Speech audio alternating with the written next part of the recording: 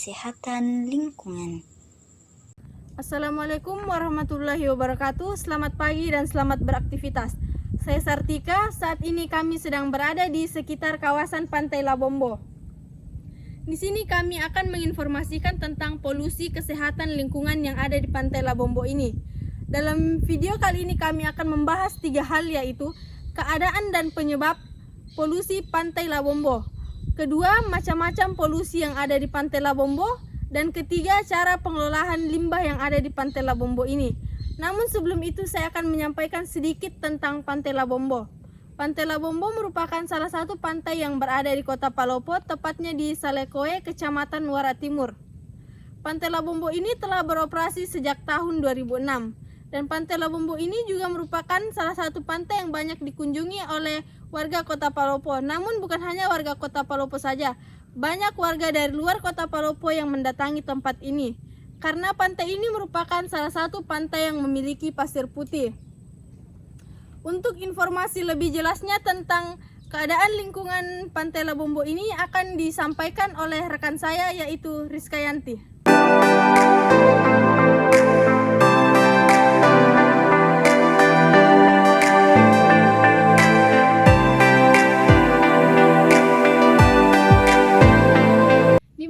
Kita ketahui bahwa polusi adalah bercampurnya zat pencemar ke dalam lingkungan, baik itu disebabkan oleh aktivitas manusia maupun aktivitas alam itu sendiri. Teman-teman bisa melihat sendiri keadaan di pantai yang saya tempati saat ini. Begitu sangat memprihatinkan, bukan? Karena memberikan dampak bagi kelangsungan makhluk hidup itu sendiri. Penyebab dari kerusakan atau polusi dari pantai yang saya tempati saat ini disebabkan oleh 2 faktor, yaitu faktor manusia dan faktor dari alam itu sendiri. Contoh abrasi yang terjadi di pantai yang saya tempati saat ini. Teman-teman bisa melihat sendiri keadaannya. Abrasi adalah suatu proses pengikisan pantai yang diakibatkan oleh tenaga gelombang laut dan arus laut, atau pasang surut arus laut yang bersifat merusak. Sedangkan faktor manusia yaitu penggunaan plastik, kaleng, perabotan rumah tangga yang dibuang ke sungai sehingga terbawa arus ke pantai atau lautan. Sehingga penyebab ini akan memberikan berbagai macam polusi dan dampak. Tentunya akan menimbulkan dampak negatif terhadap ekosistem, habitat laut, dan penurunan kualitas lingkungan.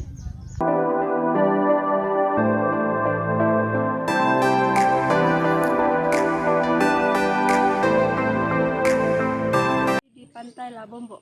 Yang pertama itu polusi air.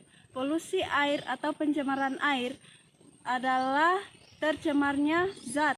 Jadi kami telah melihat bahwa pantai ini belum tercemar oleh industri pabrik karena masih jauh dari pabrik. Adalah polusi tanah. Polusi tanah atau pencemaran tanah adalah bercampurnya zat pencemaran dengan tanah yang mengakibatkan polusi tanah tercemar.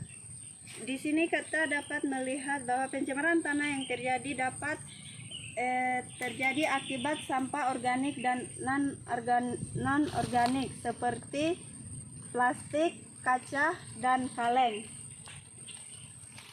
Adalah polusi panas. Polusi panas bisa disebabkan karena kegiatan manusia atau proses alam. Contohnya, temperatur udara berubah karena adanya polusi panas di pantai. Karena pepohonan bakau tidak diperhatikan, sehingga pohon tersebut hampir punah akibat erosi yang membuat pinggiran sungai pantai sangat panas. Untuk informasi selanjutnya akan diinformasikan oleh rekan saya, yaitu Miniwatu. Dampak polusi yang terjadi di pantai ini ada 3. Yang pertama itu dampak polusi air. Air yang tercemar dari zat-zat berbahaya dapat mengakibatkan penyakit pada manusia, hewan, dan makhluk hidup lainnya. Polusi air juga dapat mengakibatkan bau yang tidak sedap, sehingga dapat mengganggu indera penciuman pada manusia. Dampak dari polusi tanah. Nah, di sini teman-teman bisa melihat dampak dari polusi tanah.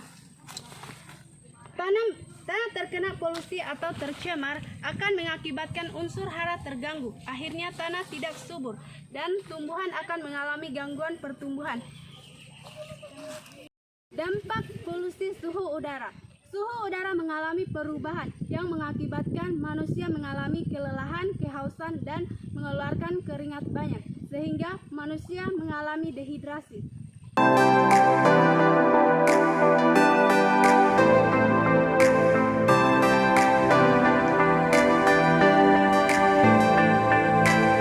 Di sini saya akan menginformasikan tentang strategi pengolahan limbah.